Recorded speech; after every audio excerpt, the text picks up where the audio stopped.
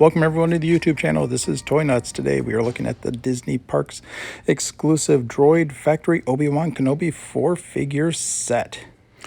This 4-pack is exclusive to the Disney Parks and available at Galaxy's Edge or at the Disney shops in downtown Disney or Disney Springs, depending on which park you go to. They are based on, again, the Obi-Wan miniseries, and it's R3-T2, the Ned B droid, the Viper Probe droid, and the 1JAC droid.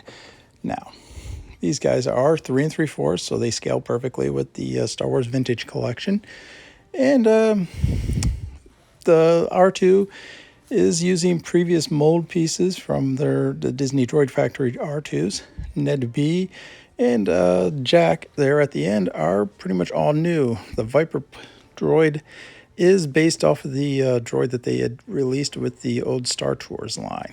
As you can see on the back of the packaging, it's their standard spiel that they've been, only thing changed is it does say these are from Star Wars Obi-Wan Kenobi miniseries, and then of course we've got pictures of the characters from the show itself. The Ned and the Jack are the two big ones for this set. Good to see them in the this style and scale. I know there's some Black Series already available for these two, but these are the first in the Vintage Collection. So we'll open these suckers up. They're held together in the box here, just one slice of tape.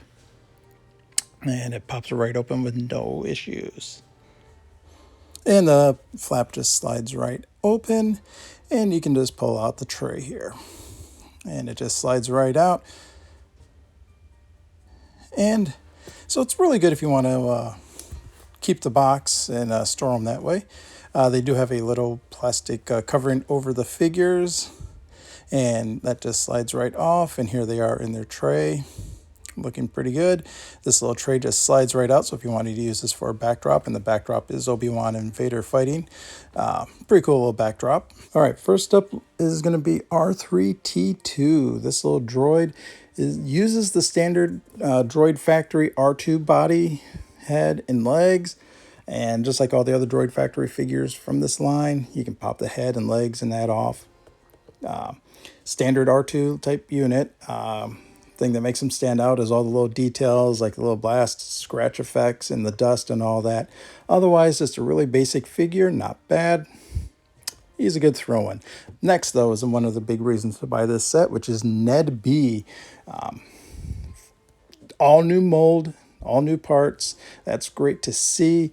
As you see, that yellow really pops. It's molded in the plastic. It's a yellow molded plastic. No paint over that, so it really helps pop. But they did do that nice weathering, scruff blast effects on him. Really like that. He stands out really cool. I do like this figure. My complaints is when it comes to the articulation for this guy.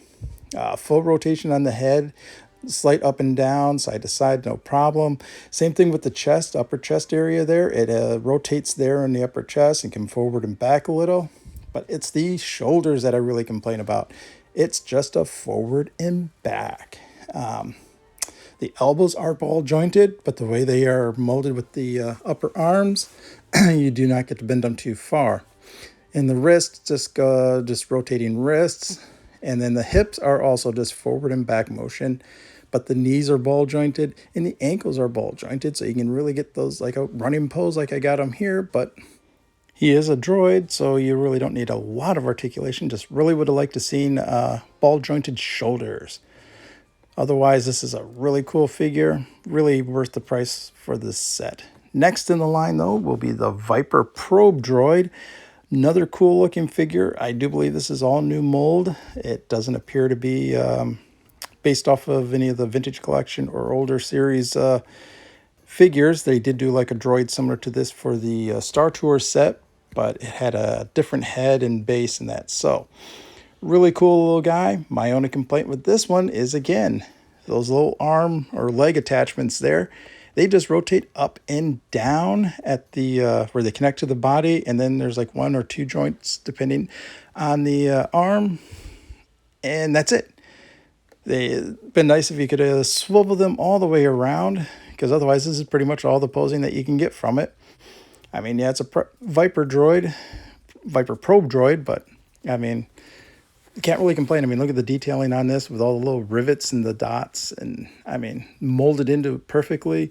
Probably could have used a little dry brushing or a weathering effect there, but you really don't need too much. They did highlight certain spots, and that with the red looks really cool. Again, just minor nitpick of been nice to see the legs slash arms there being able to rotate as opposed to just swivel. And last we have 1JAC, the bounty hunter droid that Obi-Wan ran into on the rooftop. Cool looking figure. All new sculpting, I do believe.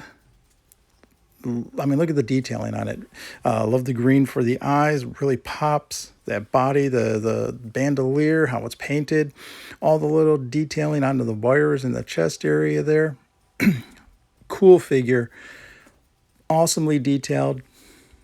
But just like Ned, it only has swivel shoulders. It only swings up and down.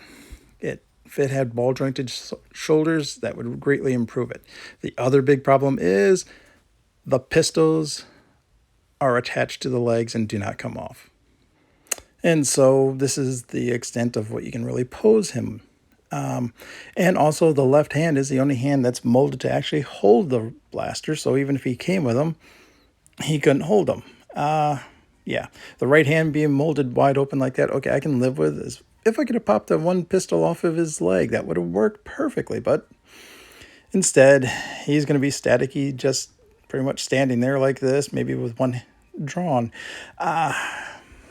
Otherwise, I really like this figure. The detailing, the paints, I mean, it